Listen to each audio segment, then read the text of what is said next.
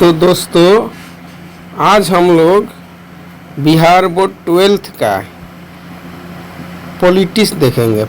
ठीक है। चैप्टर 1 है शीत युद्ध का दौर। शीत युद्ध मतलब वह तनावपूर्ण अंतर्राष्ट्रीय, ठीक है, देखिए यहाँ पे दे रहा है कि वह तनावपूर्ण अंतर्राष्ट्रीय राजनीति स्थिति जो द्वितीय विश्व युद्ध के बाद 1945 से 1990 तक जारी रहा, उसे शीत युद्ध की संज्ञा दी जाती है। अर्थात वैसा युद्ध जिसमें हथियार की जरूरतें नहीं है। एकदम ये समझ जाइए कि दो देशों के बीच या दो लोगों के बीच एक अघोषित युद्ध है, जो रियल में युद्ध नहीं है। वो मुंह फुलौआ युद्ध जिसको बोलते हैं ना भोजपुरी में, काहे नहीं बोल रहा है भाई, तो मुंह फुला लिया है, मतलब झगड़ा नहीं है, लेकिन उन लोगों के बीच क्या है, युद्ध है। उसी को क्या बोलेंगे, उसी को बोलेंगे शीतकालिक युद्ध, कोल्ड वार। इसको इंग्लिश में बोलते हैं कोल्ड वार। ठीक है, चलिए आगे चलते हैं।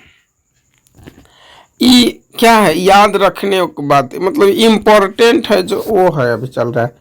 समकालीन विश्व राजनीति की शुरुआत 1990 में शीतकालिक युद्ध की समाप्ति को समकालिक विश्व राजनीति की शुरुआत माना जाता है। देखिए क्या हुआ, जब द्वितीय विश्व युद्ध समाप्त हुआ 1945 में, सब जब समाप्त हुआ तो लगभग में सभी देश, जितना भी देश स्वतंत्र हुआ वो कोल्ड वार के समय स्वतंत्र हुआ। जैसे इंडिया 1947 में, और देश जो भी आज़ाद हुआ, जैसे चीन हुआ वो भी कोल्ड वार के समय आज़ाद हुआ। श्रीलंका 1948 में, मतलब जो भी देश आज़ाद हुआ। तब देखिए विश्व में उस समय दो महाशक्तिशाली था, एक अमेरिका, एक रूस। ठीक है, अमेरिका वाले के पास पूंजीवाद था और रूस वालों के पास, साम्यवाद था, समाजवाद। तो जो भी देश आज़ाद होते थे वो या तो अमेरिका का सपोर्ट करके पूंजीवाद अपना लेते थे, या फिर रूस का सपोर्ट करके समाजवाद अपना लेते थे। लेकिन आगे देखते हैं, यही व्यवस्था था। इसीलिए कोल्ड वार किस के बीच मुख्य रूप से रहा, तो अमेरिका और किसके बीच, रूस के बीच। रूस का उस समय नाम था सोवियत संघ। चलिए देखते हैं दो महाशक्तियां। द्वितीय विश्व युद्ध के उपरांत संयुक्त राज्य अमेरिका तथा सोवियत संघ, देखिए अमेरिका, सोवियत संघ यानी रूस, दो महाशक्तियां कहलाई। गुट निरपेक्ष आंदोलन, वह आंदोलन जो गुट निरपेक्षता की नीति का अनुसरण करने वाले राष्ट्रों द्वारा दोनों महाशक्तियों के दबदबों को चुनौती देने की दृष्टि से शुरू किया गया। अगला देखते हैं, नौ अंतर्राष्ट्रीय आर्थिक व्यवस्था। वह नई अंतर्राष्ट्रीय आर्थिक नीति जो उदारीकरण, वैश्वीकरण, निजीकरण। अब देखिए यहाँ पे तीन शब्द आया है, उदारीकरण, वैश्वीकरण, निजीकरण। ठीक है, वैश्वीकरण का मतलब ये समझिए कि एक ही छत के नीचे कोई भी वस्तु को, दुनिया की कोई भी वस्तु को खरीद सकते हैं या उसको बेच सकते हैं, उसी को बोलेंगे उदारीकरण। निजीकरण मतलब सरकार की संपत्ति, सामाजिक जो संपत्ति जैसे रेलवे, उसको अगर बेच देंगे किसी निजी व्यक्ति के हाथ में तो उसको बोलेंगे निजीकरण। गत 40 वर्षों से भी ज़्यादा समय से विश्व के अधिकांश देश इस व्यवस्था के पक्षधर हो गए। भारत में भी वह उदारीकरण, वैश्वीकरण और निजीकरण 1990 में शुरू हुआ। ठीक है, उस समय भारत के वित्त मंत्री कौन थे, मनमोहन सिंह। उन्होंने ही व्यवस्था भारत में लाए। CIA संयुक्त राज्य अमेरिका की खुफिया एजेंसी है, जैसे भारत की खुफिया एजेंसी IB इंटेलिजेंस ब्यूरो, उसी तरह अमेरिका का CIA। क्यूबा अमेरिका के, संयुक्त राज्य अमेरिका के तट से लगा हुआ एक छोटा सा द्वीप द्वीपीय देश है। क्यूबा की राजधानी हवाना। क्यूबा का मिसाइल संकट अप्रैल 1961 से 1962 तक। फिदेल कास्त्रो क्यूबा के राष्ट्रपति रहे। ठीक है, जब उस पर मिसाइल संकट हुआ। मित्र राष्ट्र द्वितीय विश्व युद्ध में ब्रिटेन, अमेरिका और फ्रांस तथा सोवियत संघ को मित्र राष्ट्र कहा गया। द्वितीय विश्व युद्ध में एक धुरी राष्ट्र बना, एक मित्र राष्ट्र बना, यही दोनों के बीच युद्ध चला। ठीक है, 1939 से लेकर 1945 तक, जिसमें मित्र राष्ट्र जीत गया और धुरी राष्ट्र हार गया। देखिए यहाँ पे पूछेगा क्वेश्चन ऑब्जेक्टिव में कि मित्र राष्ट्र में कौन देश है, तो याद करेंगे ब्रिटेन, अमेरिका, फ्रांस तथा सोवियत संघ यानी रूस। धुरी राष्ट्र में कहेगा तो देखिए, धुरी राष्ट्र में कहेगा तो जर्मनी, इटली तथा जापान। ठीक है, धुरी राष्ट्र में लिटिल बॉय और फैट मैन। देखिए अमेरिका द्वारा 2 परमाणु बम गुप्त नाम रखा गया। लिटिल बॉय 6 अगस्त को कहाँ पे गिराया गया? हिरोशिमा। कहाँ पे? हिरोशिमा। ठीक है, और फैटमैन 9 अगस्त को कहाँ गिराया गया? नागासाकी, जो जापान का दोनों शहर है। परमाणु बम गिराने से दोनों शहर बर्बाद हो गया। 1945 में बम गिराया गया, सोच लीजिए। लेकिन आज भी वहाँ बच्चे जन्म लेते हैं तो विकलांग जन्म लेते हैं। ये किसका प्रभाव है? वहीं परमाणु बम का। चलिए आगे चलते हैं।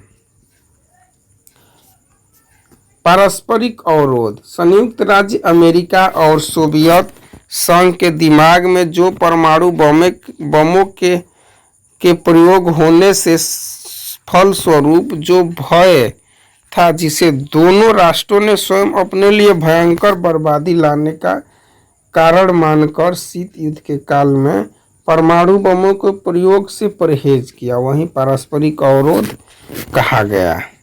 मतलब समझ रहे हैं ना, वो भी मना कर रहा है, वो भी मना कर रहा है। उन लोगों को लग रहा है कि नहीं, परमाणु बम चलाना घातक है। अगला है पॉइंट 2 ध्रुवीय विश्व का आरंभ। शीत युद्ध काल में पश्चिमी यूरोपीय देशों में ज्यादातर अमेरिका के खेमे में तथा पूर्वी यूरोपीय देशों के अधिकांश देश ने सोवियत संघ यानी रूस के खेमे में शामिल होने का निर्णय लिया। ठीक है,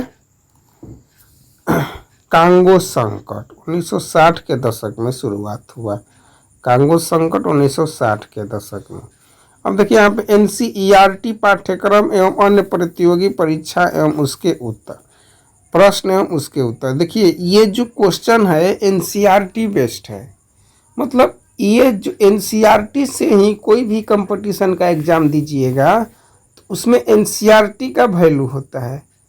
लुसेंट का या भारती भवन या कोई भी प्रकाशन है उसका वैल्यू नहीं करेगा।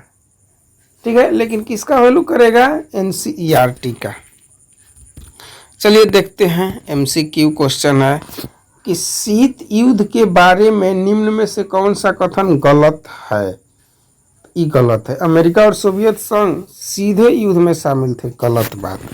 शीत युद्ध का मतलब यह है कि डायरेक्ट युद्ध नहीं होगा, एकदम मुंह फुलौल वाला युद्ध। वो भी मुंह फुला लिया है, ये भी मुंह फुला लिया। इस शीत युद्ध यानी कोल्ड वार का मतलब मुंह फुलौल युद्ध, याद करेंगे। ठीक है, शीत युद्ध यह संयुक्त राज्य अमेरिका, सोवियत संघ और उसके साथी देशों के बीच का एक प्रतिस्पर्धा था। यह महाशक्तियों के बीच विचारधाराओं को लेकर युद्ध था। बताए थे ना, जो अमेरिका जो पूंजीवाद अपनाएगा वो अमेरिका के फेवर में जाएगा, और जो समाजवाद अपनाएगा वो रूस के फेवर में जाएगा। शीत युद्ध ने हथियारों की होड़ शुरू कर दी। हथियार मतलब हथियार बनाओ, लगता था कल युद्ध हो जाएगा। हथियार बना के सेनाओं को तैयार रखो, लगता था कल युद्ध हो जाएगा। इसीलिए ये है। चलिए अगला क्वेश्चन देखते हैं कि निम्न में से कौन सा कथन गुट निरपेक्ष आंदोलन के उद्देश्य पर प्रकाश नहीं डालता है? नहीं का मतलब नेगेटिव हो जाता है। तो वैश्विक मामलों में तटस्थता की नीति अपनाना, ई प्रकाश नहीं डालता है। गुटनिरपेक्ष, गुटनिरपेक्ष में क्या क्या करता है, उपनिवेशवाद से मुक्त हुए देशों को स्वतंत्र नीति अपनाने का समर्थन बनाना, जैसे इंडिया है। किसी भी सैन्य संगठन में शामिल होने से इनकार करना, वैश्विक आर्थिक असमानता की समाप्ति पर ध्यान केंद्रित करना। चलिए आगे चलते हैं। बोल रहा है कि नीचे जो दिए हैं उसमें सही गलत बताना है, ठीक है। तो गठबंधन के सदस्य देशों को अपने भू क्षेत्र में महाशक्तियों के सैन्य अड्डों के लिए स्थान देना जरूरी था। ये सही बात है। अगर हम अमेरिका के फेवर में जाएंगे तो अमेरिका का सैन्य अड्डा इंडिया में बनेगा तो हम उसको स्थान देंगे, ठीक है। ये गठबंधन में इसको शामिल किया गया था। इस बात को सदस्य देशों को विचारधारा और रणनीति दोनों स्तरों पर महाशक्ति का समर्थन करना था। ये भी क्या है, सही था। अगर उसको हवाई अड्डा देंगे, सैन्य अड्डा देंगे तो उसके विचार और रणनीति को भी क्या करेंगे, समर्थन करेंगे। अगला बोल रहा है कि जब कोई राष्ट्र किसी एक राष्ट्र सदस्य देश पर आक्रमण करता है तो इसे सभी सदस्य राष्ट्रों पर आक्रमण समझा जाता था, ठीक है। मतलब अगर हम अमेरिका के फेवर में जापान है तो जापान पर अगर हम हमला करेंगे तो इसका मतलब ये नहीं है कि केवल हम जापान पर हमला करेंगे, इसका मतलब ये भी है कि हम इनडायरेक्ट रूप से अमेरिका पर भी हमला कर दिए तो अमेरिका हमारे विरुद्ध का हो जाएगा, खड़ा हो जाएगा सेना वना लेकर, ठीक है। यही था। अगला क्वेश्चन, अगला देखते हैं। महाशक्तियाँ सभी सदस्य देशों को अपने परमाणु हथियार विकसित करने में मदद करती थी। गलत बात, ये गलत है। परमाणु हथियार पर तो लगभग में रोक लग गई थी, ठीक है। वो कुछ देश ऐसे थे जो मनमानी ढंग से क्या बनाए थे, परमाणु हथियार बनाए थे। चलिए आगे देखते हैं कि जो है उसके सामने कुछ शीत युद्ध के दौरान किस गुटनिरपेक्ष में जुड़ा। तो पोलैंड कहेगा तो सोवियत संघ। पोलैंड क्यों, पोलैंड साम्यवादी अपनाया था। फ्रांस कहेगा तो अमेरिका पूंजीवादी में था। जापान कहेगा तो अमेरिका, ये भी पूंजीवादी था। अब नाइजीरिया, देखिए नाइजीरिया है जो न अमेरिका वाला बात अपनाया और न रूस वाला, ये गुट निरपेक्ष अपना लिया। जैसे अभी इंडिया देखिए, जब भारत के प्रधानमंत्री बने नेहरू, जवाहरलाल नेहरू, और उस समय भी इंडिया शीत युद्ध के दौरान अलग स्वतंत्र हुआ था। तो इससे पूछा गया कि भाई तुम कौन सा अपनाओगे, अमेरिका के फेवर में जाओगे कि रूस के फेवर में। तो ये बोला ना, हम ना अमेरिका के फेवर में जाएंगे और ना रूस के फेवर में जाएंगे, हम क्या अपनाएंगे, गुट निरपेक्ष। इंडिया भी क्या अपना लिया, गुट निरपेक्ष। उत्तरी कोरिया सोवियत संघ के पक्ष में चला गया और श्रीलंका गुट निरपेक्ष अपना लिया इंडिया की तरह, ठीक है। चलिए आगे चलते हैं। अगला क्वेश्चन है कि प्रायः अधिकांश विद्वान शीत युद्ध के दौरान मानते हैं। शीत युद्ध का कार्यकाल क्या है, तो 1945 से 1990, स्टार्टिंग में ही पढ़ लिए हैं। शीत युद्ध यानी कोल्ड वार की समाप्ति का एक महत्वपूर्ण राजनीति परिणाम अनुभव किया गया। तो समकालीन विश्व राजनीति की शुरुआत, समकालीन विश्व राजनीति की शुरुआत। अगला क्वेश्चन देखते हैं, 7 नंबर बोल रहा है कि द्वितीय विश्व युद्ध के उपरांत 2 महाशक्तियां उभर कर सामने आई थी। कौन कौन शक्तियां थी, अमेरिका और सोवियत संघ यानी रूस। गुट निरपेक्ष आंदोलन पर मुख्य रूप से विचार किया गया था। क्या, तो 2 महाशक्तियों के दबदबे को चुनौती देने की दृष्टि से गुट निरपेक्ष कहने बना।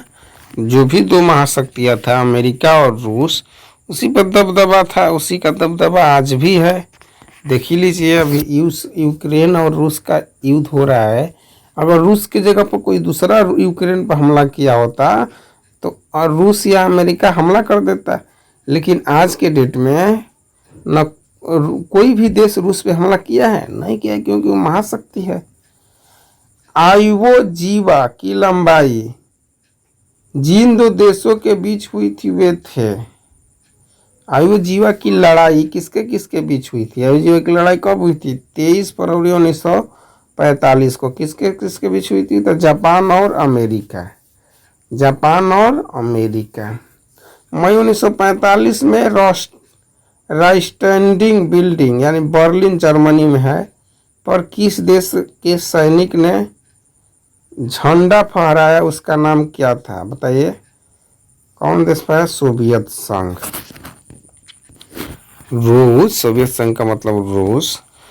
क्यूबा मिसाइल संकट के समय सोवियत संघ का नेतृत्व किस नेता के हाथ में था? उसका नाम बताइए। तो निकिता खुश्चेव। क्यूबा से सोवियत संघ द्वारा परमाणु हथियार तैनात करने की भवन अमेरिकियों को जितने हफ्तों बाद लगी थी उसकी संख्या थी तो 3। उसकी संख्या कितनी थी? 3। अगला क्वेश्चन देखते हैं। अगला क्वेश्चन बोल रहा है कि द्वितीय विश्व युद्ध 1939 से 1945 के दौरान मित्र राष्ट्रों की अगुवाई जो देश कर रहा था वह कौन था? अभी बताया ना मित्र राष्ट्र वाला। अमेरिका, रूस यानी सोवियत संघ, ब्रिटेन और फ्रांस। ठीक है, अगला क्वेश्चन देखते हैं। अगला क्वेश्चन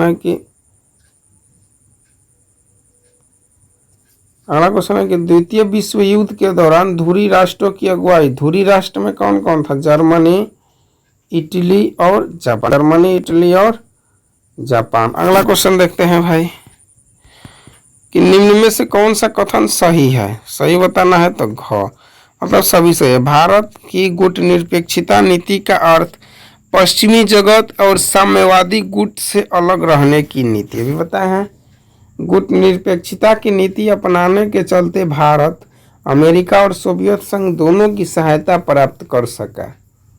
ठीक है, अगर अपन अमेरिका वाला पूंजीवाद अपना लेता तो केवल अमेरिका का सहयोग मिलता, अगर साम्यवाद अपना लेता तो केवल रूस का। लेकिन ये तो दोनों को संतुलन बना के चला, इसीलिए इसको दोनों की सहायता मिली। गुटनिरपेक्षता की नीति के चलते भारत ने विश्व में अपनी पहचान बनाई। ठीक है, भारत में ने विश्व में अपनी क्या बनाई? पहचान है। तो उन लोगों को अपनाता तो उन लोगों पर निर्भर हो जाता। शीत युद्ध के संबंध में निम्नलिखित में से कौन सा कथन सही नहीं है? तो देखिए, संयुक्त राज्य अमेरिका और सोवियत संघ सीधे युद्ध में सम्मिलित थे, तो ये बताए हैं, ये सब बात नहीं है। चलिए आगे चलते हैं कि शीत युद्ध सबसे बड़ा प्रतीक थी। शीत युद्ध सबसे बड़ा प्रतीक थी बर्लिन दीवार का खड़ा किया जाना। बर्लिन जर्मनी, बर्लिन दीवार का खड़ा किया जाना यही सबसे बड़ा प्रतीक थी या परिवर्तन हुआ। चलिए आगे चलते हैं।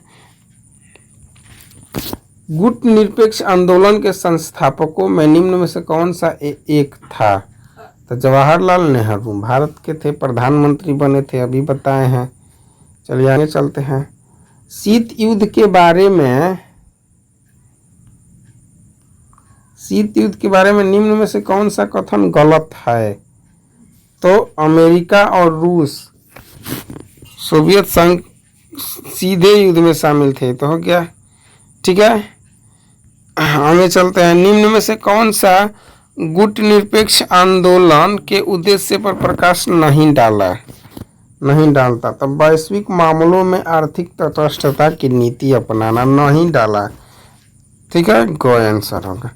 अगला है कि गुट निरपेक्ष आंदोलन हेतु प्रथम अंतर्राष्ट्रीय सम्मेलन कब हुआ? तो 1961 में। शीतकाल में वार्सा पैक्ट का संबंध किस संगठन से था? सोवियत संघ से। Thank you for watching this video.